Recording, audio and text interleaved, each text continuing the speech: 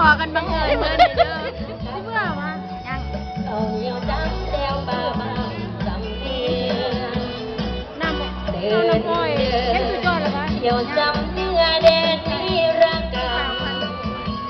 ป่าจะต้นเมืองดำยินดีต้อนรับทุกเมื่อ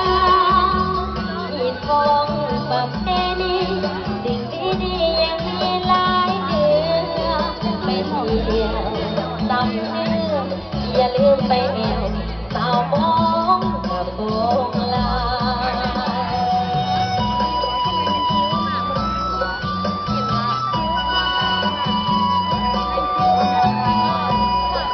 ขอบใจหลายๆเด้อเนาะ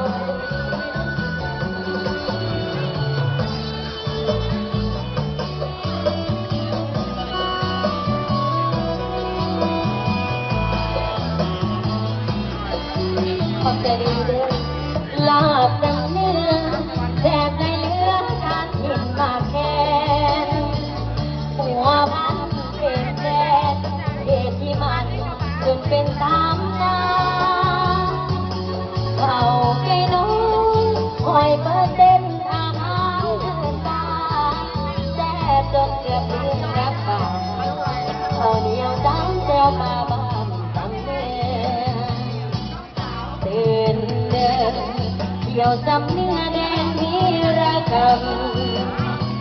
ป่าจะต้องเมืองจำยินดีต้อนรับทุกเมื่อมีทองประเพณีสิ่งดีๆยังมีหลายเหลือไปเที่ยวจำเนื้ออย่าลืมไปแอวสาวมองกับโบราณขอบใจหลายๆเด้อเนาะเนื่องจากว่าเวลาจะน้อยมีแต่15 นาทีนึง45 นาทีเนาะก็ได้เวลาหลายก็เลยต้องพายแล้วก็ไปโอ้เลยขอบใจเลยด้วยจังไง4,000 ดอน